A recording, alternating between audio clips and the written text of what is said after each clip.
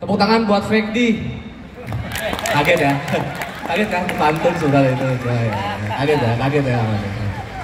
Saya senang di acara finance karena saya sama finance ini dekat banget. Saya waktu kuliah itu, saya kuliah di Fakultas Ekonomi. Wah, kurang finance apa coba? Saya pernah kerja jadi teller bank. Kurang finance apa? Sekarang saya jadi stand up komedian. Kalau bayaran saya telat, saya kejar orang finance-nya. Kurang finance apa coba? Saya finance banget gitu. Bener, saya sempat kerja jadi teller bank. Kita nggak usah sebut namanya ya. Yang sebelum tadi nih. Yang sebelum ini tadi ya. Saya kerja di bank yang tadi. Di Bekasi. Wah, ini kalau kerja jadi teller bank di Bekasi, nasabahnya aneh-aneh. Dari namanya aneh-aneh. Ini mohon maaf, ini serius nih. Terjadi benar waktu saya kerja. Saya pernah dapat nasabah namanya Bu Nenen. Serius ini. Saya sebagai teller kan nggak mau berprasangka buruk kan pas dengan ibu siapa, maaf, Bu Nenen. Oh, Bu Neneng gitu. Nggak pakai G, Mas, Nenen gitu. Oh. Untung saya manggilnya biasa aja gitu. Bu Nenen gitu. Coba kalau nadanya saya ubah dikit, Bu Nenen gitu. Nasabah yang lain, saya juga gitu. Jadi rame ya. Nih, saya seneng banget ya sama BI, cuma saya mau kasih masukan ke BI kalau bisa nerbitin uang yang nggak bisa dicoret-coret lah. Karena saya pernah dapat uang 2.000, itu ada nomor teleponnya, dicoret-coret nomor telepon, nomor handphone. Wah, saya penasaran, saya telepon dong. Taunya nomor bapak saya, wah gancen banget, harus duitin 2.000-an ya.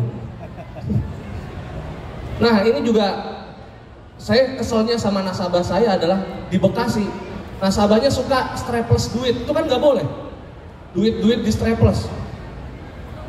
Kan kasihan, lambang pahlawannya kayak ditindik kan kalau di strapless tuh. Kan saya bilang, Bu, lain kali duitnya dikaretin aja Bu, jangan di strapless, nanti duitnya rusak. Nasabahnya bilang gini, wah Mas, kalau duit nggak di strapless nanti diambil tuyul. Saya mikir, tuyul jadi setan kenapa setengah-setengah ya? Bisa nembus tembok tapi nggak bisa buka strapless, aneh banget tuyul. Aneh banget. Aneh-aneh nasabah saya. Ada yang ke ATM lama banget Bu, Pak. Di ATM lama banget. Saya bilang, ini mau ngambil duit apa mau namatin Mario Bros, ini lama banget. Karena emang banknya itu di pedalaman Bekasi, jadi aneh-aneh bener nasabahnya. Ada yang masuk bank, sendalnya dicopot. Kayak masuk rumah orang kaya Bu. Tapi jadi teller itu tetap harus pinter ya, jangan yang kurang sekolah gitu, jangan yang kurang pendidikan lah. Jadi teller itu harus pinter. Coba bayangin kalau ada teller yang nggak pinter gitu, nanti ada nasabah ngomong, komplain gitu, Mas, ATM saya ketelen gitu. Sama tellernya dikasih air, nih Pak biar nggak seret gitu. ATM jangan ditelen-telen Pak. Saya dekat saya sama bank. Saya juga senang sekarang tuh udah ada kayak direct debit gitu. Keren banget, direct debit tuh keren banget. Kita misalkan e-commerce ya, pakai apalah, pakai entah Shopee, apa Tokped, apa segala macam, bisa pakai direct debit, nggak usah harus ke Alfamart. Dulu kalau pembayaran harus ke Alfamart. Masalahnya apa? Misalkan kita beli barang 45.000, ke Alfamart jadinya 50.000 Mbak. Karena bayar parkir Alfamart ini. Tahu sendiri tukang parkir Alfamart kan goib-goib ya kan. Kita datang nggak ada. Pas kita mau keluar kok ada tangan gini-gini nih, ngapain? Terus sekarang juga udah ada fast disbursement, enak banget. Bisa buat bayar gaji ke 500 rekening, cuma sekali klik nyampe semuanya. Enak banget gitu. Jadi kalau yang misalkan gajinya telat, jangan nyalain atasannya, salahin yang tukang klik nih. Tapi sekarang enak kan, kalau kerja kalau bayar gaji udah tinggal klik, satu kali klik 500 rekening nyampe. Untungnya enak sekarang. Coba bayangin kalau nggak ada hal kayak gini, diinput satu-satu gajinya, 500 karyawan nginput gaji buat Januari, nginput tanggal 28 Januari. Selesai nginput udah gajian lagi Februari, satu 500 rekening, coba capek banget itu. Ya balik lagi ke teller ya, saya tuh di bank itu sempat jadi stand up comedian juga. Jadi Kadang ada nasabah yang tahu kalau saya stand up gitu. Waktu itu ada nasabah saya datang gini. Datang kan, meja teller kan segini nih. Datang nasabah gini. Mas, iya Pak. Boleh gini nggak Mas? Oh boleh Pak, jangan gini. Oke. Mas stand up komedian ya? Iya Pak. Kok beda sih? Kalau di TV suka bercanda, tapi kalau di bank kok serius gitu lah. Gimana sih? Kita kan harus adaptasi, benar gak? Saya kalau lagi di TV stand up ya bercanda, tapi kalau di teller juga serius gitu, harus serius. Bayangin kalau ada teller bercanda gitu. Bu maaf uangnya saya hitung ya. Cia gitu kan gak enak. Harus apa ya namanya, harus adaptasi gitu. Jadi stand up komedian bercanda, jadi teller serius. Sekarang kalau ada teller yang juga vokalis, kalau ada nasabah juga selamat pagi Pak gitu. Nggak, selamat pagi Bekasi, nggak kayak gitu. Biasanya di panggung bagi-bagi CD, dia di bank bagi-bagi buku tabungan, semua dapat yang ini dapat, nggak kayak gitu. Teller mau istirahat, biasanya kan tutup pelanggan sedang istirahat, tellernya keluar gitu. Nasabahnya lagi, tellernya masuk lagi, oke satu transaksi lagi buat kalian, itu kan nggak kayak gitu juga. Nggak kayak gitu juga. Rumah saya di Bekasi, ini saya seneng banget bisa main ke Jakarta nih. Di sini ada orang Bekasi, tepuk tangan yang orang Bekasi. Seneng banget ke Jakarta, rumah banjir. Saya seneng kalau ada festival di Bekasi ini, boothnya keren-keren tuh, Bank Mega, Ayo Connect, Bank Niaga, Microsoft, Telkom, keren. Kalau festival di Bekasi boothnya Teh Poci, Kue Pancong tuh. Udah keren-keren. Nah, saya juga seneng sekarang pembayaran bisa pakai kris. Dulu sempat ada pembahasan ya, bacanya nih kris apa QRIS, maksudnya menurut saya ya, bacanya apa aja terserah, yang penting ada saldonya.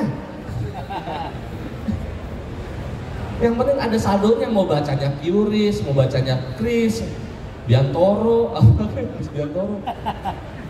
Tapi kalau saya pribadi mendingan QRIS sih, karena kalau di Bekasi kan nggak bisa ngomong kris, pasti keris. Bayarnya pakai apa? Pakai keris. Takutnya salah paham nih. Bayarnya pakai apa? Pakai keris. Ini ada keris zaman Majapahit Bang, dijual masih 1 juta gitu.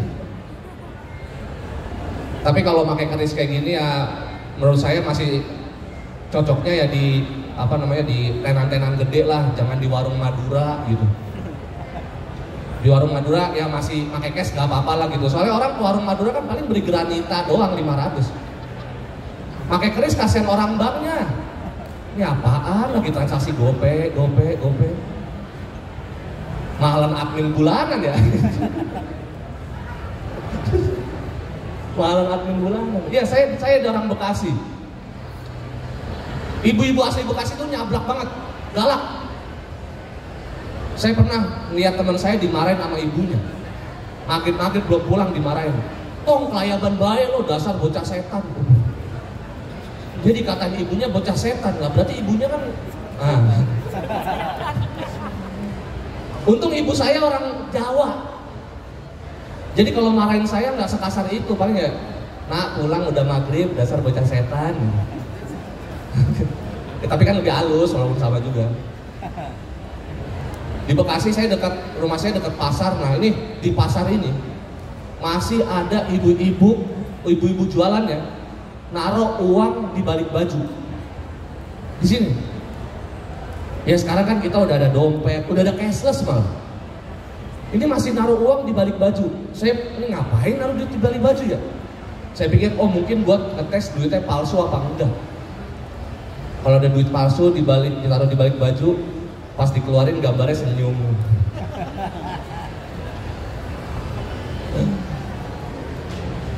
Orang Bekasi mah, di Bekasi nggak ada sepatu Bu. Nah ada sepatu. Sekolah nggak ada kolah. Nggak ada di Bekasi, nggak ada. Saya sekarang jadi stand up comedian. Ada yang pernah nonton film Cek Toko Sebelah 2? Tepuk tangan. Taulah saya jadi apa ya?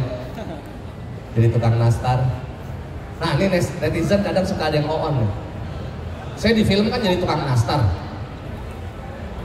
Tiba-tiba bulan puasa kemarin ada netizen DM saya, Mas jualan nastar nggak coba?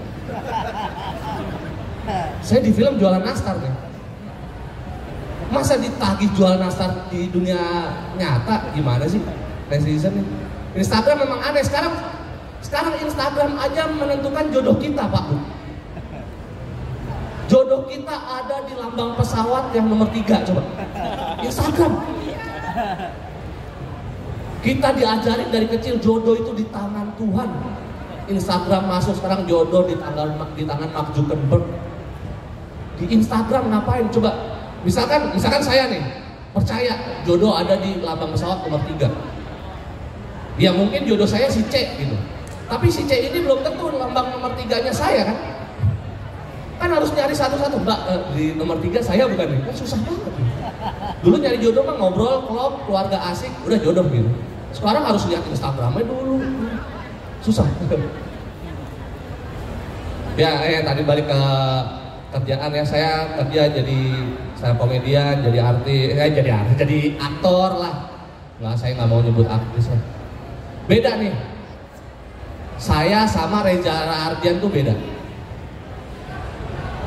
Hah? Ya iya kan, makanya kalau bilang saya bilang sama, aneh dong. Makanya saya bilang beda. Bedanya adalah gampang, lihatnya pas lagi ke tempat syuting. Kalau Reza Rahardian ke tempat syuting mah santai. Berangkat ke tempat syuting pakai celana pendek, pakai kaos gitu, santai, pakai sendal, duduk. Ntar begitu mau di take, Mas Reza bisa siap-siap, siap-siap dia pakai jeans, kemeja, rapi, syuting. Saya beda. Saya berangkat rapi.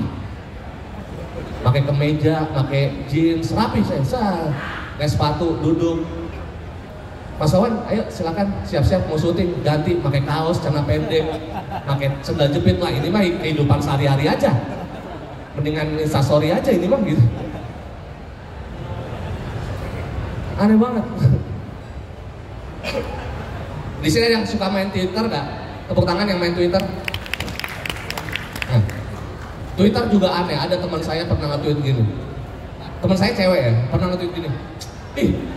Semalam abis mimpi pacaran sama Joe Taslim. Aneh banget, mimpinya nggak sesuai kenyataan nih. Lah iya. Mimpi yang enak kan yang nggak sesuai kenyataan, bener nggak? Kalau mimpi kita sesuai kenyataan kan hidup bakal bosan banget, bakal boring.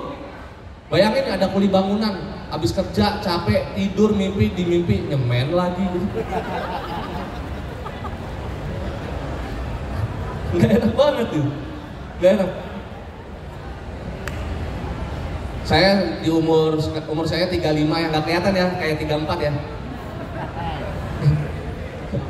Di umur segini paling malas datang ke reuni. Paling malas datang ke reuni karena di reuni itu udah sekarang tuh reuni udah bukan sekedar cuma ngobrol, ketemu teman lama, enggak, sekarang jadi pamer-pameran. Kayak teman saya pernah datang ke reuni SD. Teman saya ditanya gini, "Sekarang lo kerja apa?" "Sekarang gue jadi polisi." "Kok bisa ya? Padahal waktu SD lo nakal loh." Gitu.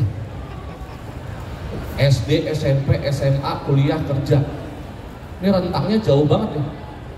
Apa yang kita kerjain sekarang kan nggak kelihatan waktu SD, bener nggak? Kuli bangunan waktu SD di kelas juga belajar, dia nggak nyemen. Kuli bangunan ya di sekolah, ditanya sama gurunya waktu SD, 1 tambah 1 berapa? Jawabnya 2. Nggak ada kuli bangunan waktu sekolah ditanya, 1 tambah 1 berapa? Aduh kurang tahu Bu, tapi kalau buat ruangan ini kayak semen 6 sak deh gitu. Nggak ada. Saya malas pamer-pameran karena jadinya ngeremehin orang gitu. Ada yang kerjanya di bawah kita, jadinya kita diremehin.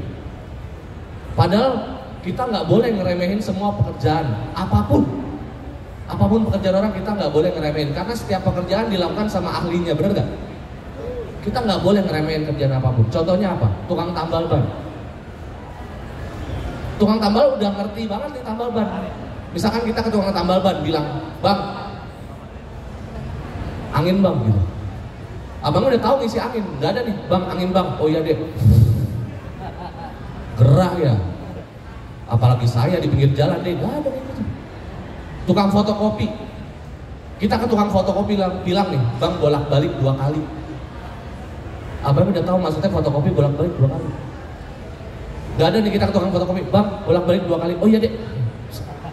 "Scott jam bang." "Ya siap." Jadi tes fisik. Apalagi tukang bangunan, kuli. Banyak orang yang remehin kuli bangunan, saya kasih tahu. Jadi kuli bangunan itu susahnya minta ampun. Jadi kuli bangunan itu susah. Antar sesama kuli bangunan itu chemistry-nya harus dapat. Harus ngerti. Misalkan kita lihat ada rumah direnov jadi lantai 2. Kalau kuli yang bawah lempar bata, yang atas pasti nangkep, bener nggak? Nggak ada nih yang bawah lempar bata, yang atas kemes. Bodoh lu, bocor lu. Saya, ini terakhir dari saya. Saya suka nonton TV dulu, tapi sekarang udah enggak sih. Sekarang saya YouTuber. Saya suka nonton TV. Yang gak saya suka cuma satu, sinetron Azab. Saya nggak suka. Gimana ya? Sebenarnya saya setuju. Azab itu memang bener, kita harus diliatin gitu. Biar kita sebagai orang beragama hidup jangan macam-macam. Diingetin, lu kalau hidup macam-macam nanti lu kena azab. Itu gue setuju. Yang saya nggak setuju adalah konsepnya. Kenapa azabnya datang ketika orangnya udah meninggal? Yang kena imbasnya siapa? Orang sekelilingnya kan? Yang nganterin jenazah kan? Ya, tuh coba. Kasihan.